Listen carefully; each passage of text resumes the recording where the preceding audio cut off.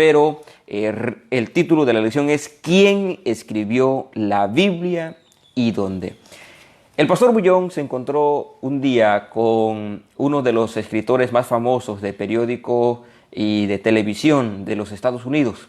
Iban en el avión y de pronto el pastor conoció al periodista. Por supuesto, el periodista no sabía quién era el que estaba a su lado, pero el pastor sí lo conoció. Y entonces él se alegró de poder conversar con este hombre. Este reportero, uno de los más reconocidos de Estados Unidos, conductor de noticias, él dice que es ateo, que no cree en Dios, que no cree en la Biblia. Y entonces, con ese contexto, empezaron a platicar. La conversación giró y el pastor Alejandro se presentó como lo que es. Y entonces el hombre, inmediatamente cuando supo que su acompañante era pastor, entonces le hizo una pregunta. Oye, ¿por qué confiar en un libro tan antiguo si fue escrito por hombres? ¿Por qué confiar en un libro tan antiguo si yo no sé si es verdad lo que está allí? ¿Por qué confiar en un libro tan antiguo si no sé ni conocí a las personas que escribieron eso? ¿Cómo? A lo que el pastor Alejandro le contestó diciéndole, amigo, ¿hoy día existe el sufrimiento? ¿Hoy día existe la envidia? ¿Hoy día hay separaciones en los matrimonios? ¿Hoy día la gente sufre a causa de enfermedad? Pues mi querido amigo, la Biblia, aunque es un libro antiguo, refleja, revela que lo que antes escribió con personas diferentes a nosotros, se aplica a nosotros, porque hoy también hay sufrimiento, porque hoy también hay desgracia, porque hoy también necesitamos tener paz en el corazón, porque al igual que antes, también tenemos la necesidad de ir hacia Dios. Por lo tanto, ¿cómo confiar en un libro tan antiguo? De hecho, ese es nuestro título, un libro antiguo, el que aparece allí en sus pantallas, un libro antiguo. ¿Cómo confiar? La Biblia se escribió primero por diferentes autores. Diferentes autores. Número 2, estos autores, pues al ser diferentes, vivían en lugares diferentes. Pero no solamente lugares diferentes, tenían antecedentes diferentes. Es decir, su contexto era totalmente diferente. Ahora, siendo así, entonces podemos revisar algunos textos de la Biblia para poder entender, para poder saber quiénes o en qué circunstancias escribieron la Biblia. Por ejemplo, el libro de Éxodo, capítulo 2, versículo 10, nos habla de uno de los primeros escritores de la Biblia. Uno de los primeros escritores fue Moisés, quien escribió los primeros 5 libros de la Biblia. Ahora, aunque Moisés escribió los primeros 5 libros de la Biblia, ¿quién era él? ¿En qué circunstancias fue educado? ¿Cuál era su contexto social? Porque Moisés no tenía un contexto igual que los demás. Ahora, recordemos un poquito de la vida de Moisés. La Biblia dice en Éxodo capítulo 2, versículo 10, que Moisés fue considerado hijo de la hija de Faraón.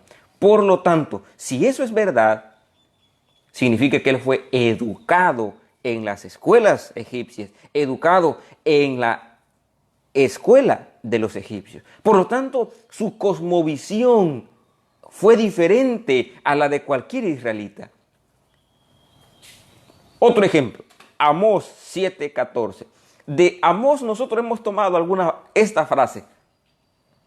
Él dice, porque yo no soy profeta ni hijo de profeta. Él dice, sino soy un boyero, sino soy un recogedor de higos silvestres. Ahora, ¿cómo es posible que Dios, para escribir a alguien, para escribir la Biblia, tome a alguien, si tú quieres, con mentalidad pagana, aunque realmente Dios 40 años, así como 40 años estuvo en Egipto, Dios estuvo educando ahora a Moisés por 40 años en la escuela del desierto.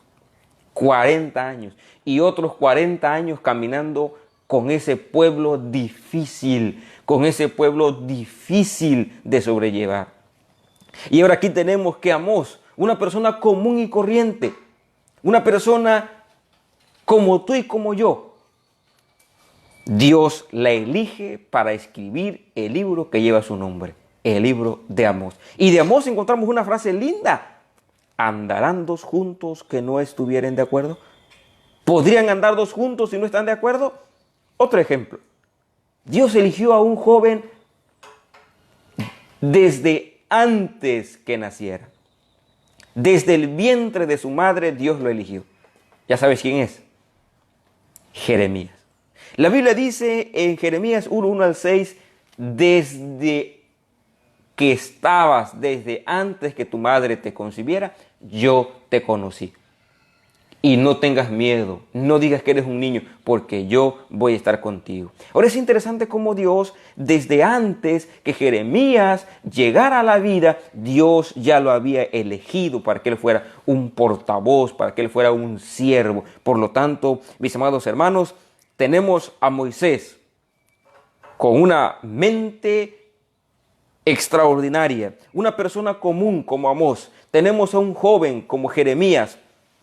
Pero ¿qué les parece el siguiente personaje? Daniel 6, 1-5 nos presenta que Daniel era gobernador de la provincia de Babilonia, por supuesto bajo el reinado de Darío. Era gobernador, pero no solamente llegó a ser gobernador, llegó a ser el jefe de los gobernadores. Ahora, por favor, tomemos en cuenta ese punto. Daniel no era cualquier persona, era una persona bien educada, era una persona elocuente. ¡Qué lindo! A pesar de la situación, a pesar de que Jeremías era un joven, Daniel era una persona educada. Por lo tanto, observamos en el Nuevo Testamento también a personajes que escribieron la Biblia. ¿Qué personajes? La Biblia dice en Mateo 9:9 que Dios llamó a un hombre. Dios lo invitó para trabajar con él. ¿Quién fue? El mismo que lleva su nombre, el libro, Mateo. Dice la Biblia, Dios le dijo a Mateo, sígueme. Qué lindo que Mateo, dice la Biblia, y dejándolo todo, lo siguió. Entonces Mateo, mis amados hermanos, inspirado por Dios, escribe el libro que lleva su nombre. Por supuesto, cada libro, mis queridos hermanos, cada libro fue escrito con un propósito definido, con un objetivo definido, a un grupo determinado de personas. Claro, sin embargo, sus aplicaciones nos llegan tan vivas como les llegó a las primeras personas.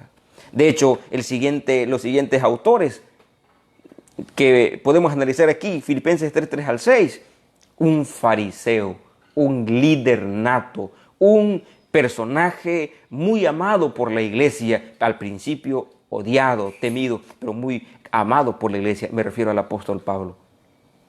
Fariseo de fariseos. ¡Ah, qué hombre! Pero Dios lo tomó de donde estaba y lo convirtió en su instrumento. Dios le dijo a Ananías, en el capítulo 9, le dijo, ve porque instrumento me es este. Ve, porque yo lo elegí. Lo tengo porque Él va a ser un instrumento poderoso en mi camino. Y el último autor que nos presenta aquí la lección de escuela sabática es el discípulo amado, Juan. Mis amados hermanos, es que Dios elige personas de diferentes lugares para transmitirnos un mismo mensaje. Apocalipsis 1:9 dice que cuando Juan está escribiendo la Biblia, o más bien la sección de Apocalipsis, él está allá en la isla de Patmos. Qué interesante que las personas escribieron. Moisés escribió en el desierto, Daniel escribió en un palacio, Y en más de alguna ocasión, Pablo escribió desde la cárcel.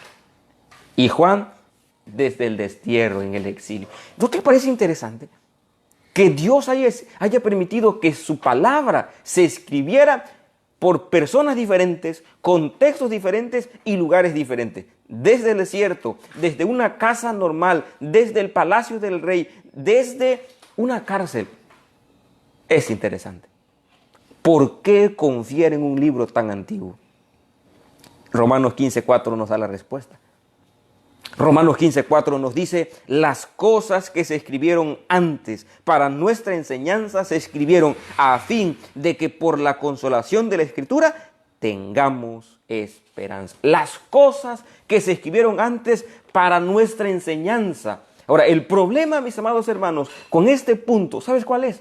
Lamentablemente que nosotros no hemos aprovechado lo que los antiguos sufrieron como consecuencia de la desobediencia.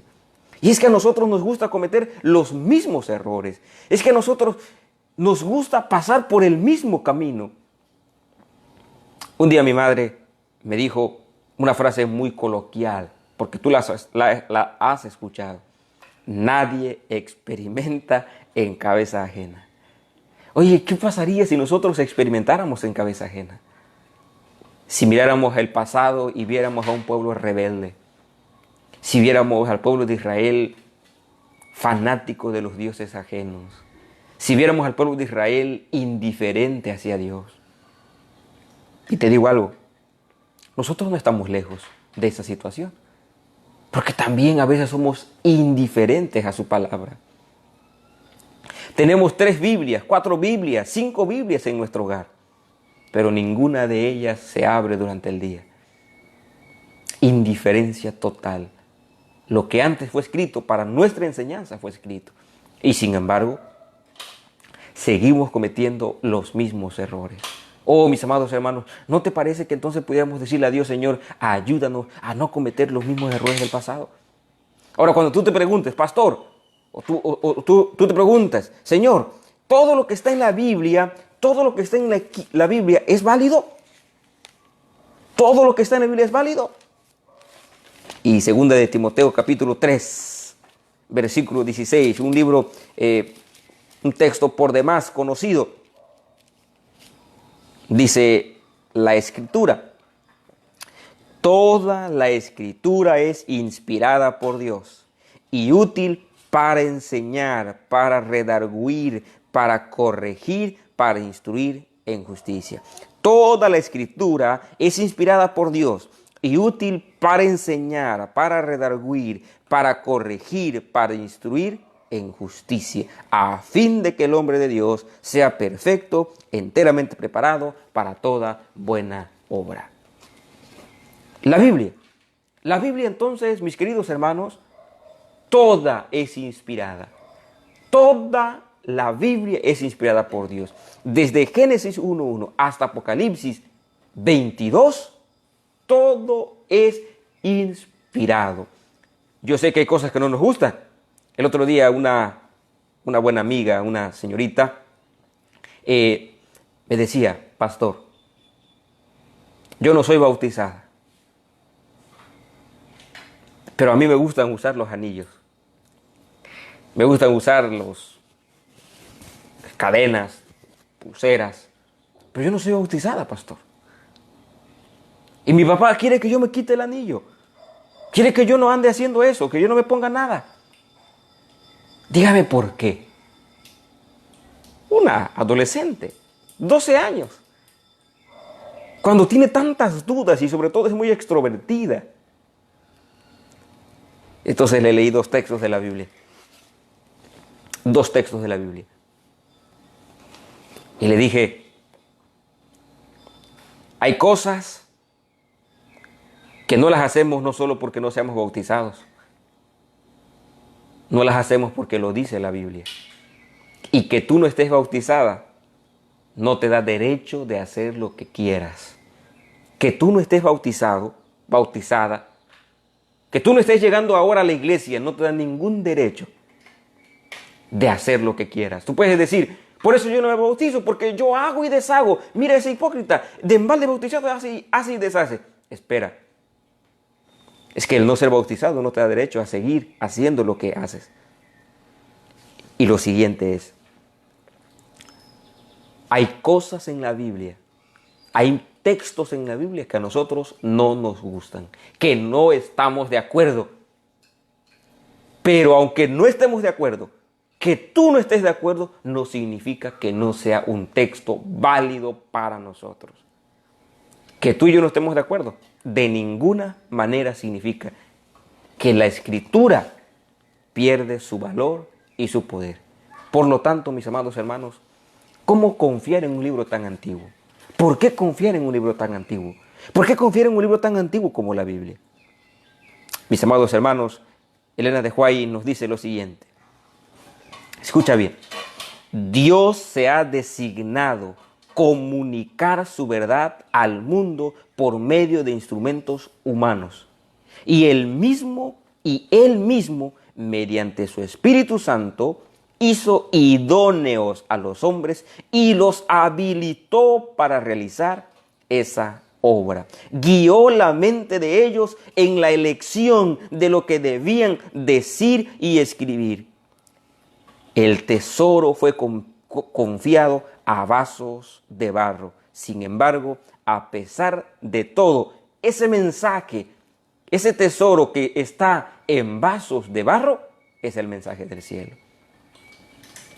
El único que puede capacitar al hombre para semejante tarea de escribir los textos de la Biblia, el único que pudo capacitar es Dios.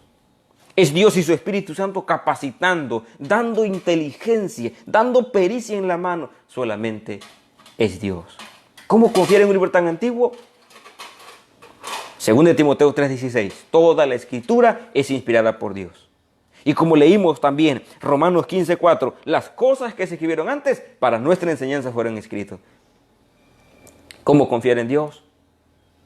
Porque el mensaje de Dios, la palabra de Dios, es tan sublime, es tan grande, que seres humanos, si no hubiera sido por la gracia de Dios, no podrían haber transmitido de una manera tan linda, tan sencilla, un mensaje infinito.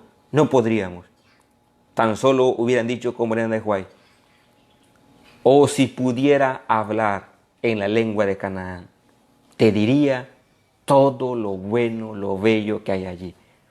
Y es que, mis amados hermanos, la Biblia, un libro antiguo, tiene mensajes importantes y valiosos para el día de hoy. Por lo tanto, la decisión de vivir en tinieblas y en oscuridad es tuya y es mía. Porque el Salmo 119, 105 los dice muy claro. Lámpara es a mis pies tu palabra, una luz en mi camino. Que la Biblia se convierta en tu guía. Que la Biblia se convierta en tu lámpara, en tu luz.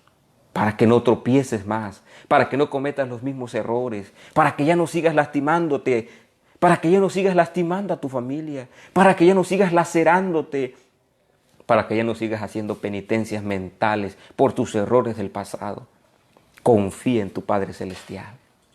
La Biblia es el único medio seguro que tenemos para vivir en este mundo lleno de tristeza y lleno de miseria. Es momento que hagamos nuestra oración. Es momento que hagamos nuestra oración. Te voy a decir algo, mi querido hermano. La situación aquí en nuestro México, sin sonar alarmista ni nada por el estilo, es un poco complicada. Hemos estado orando aquí con mi esposa, con Nelly, hemos estado orando para que Dios intervenga en favor de nuestro querido México, de todo el mundo, pero en favor de manera especial por nuestro querido México, para que Dios haga milagros y entonces ese virus pueda ser todavía, por la gracia de Dios, sostenido de tal manera que no infecte, que no dañe a demasiadas personas.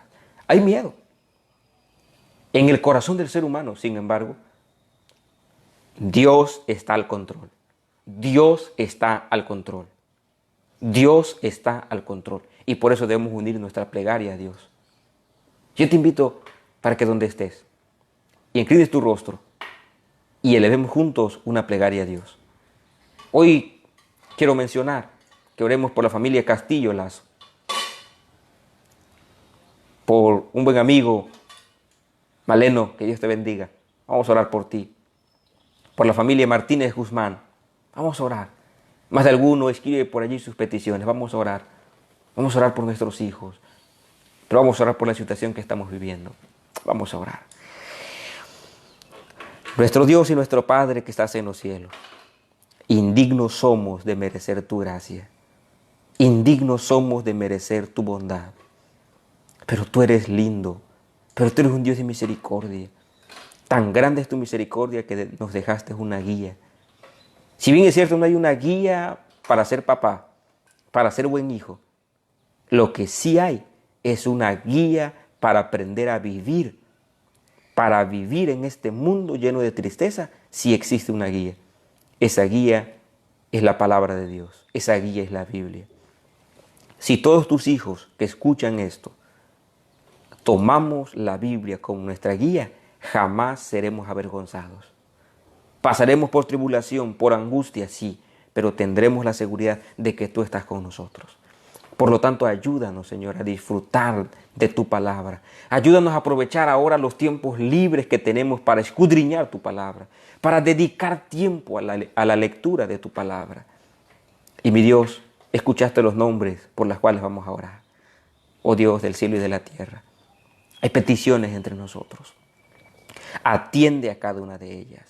Y sobre todo, me sigo uniendo por todas aquellas personas que oran para que el COVID-19 pueda, Señor, hacer el daño menos posible a nuestra querida sociedad de México.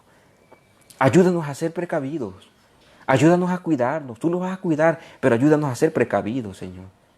Ser sabios, porque el necio ve el peligro y no le interesa. Él sigue.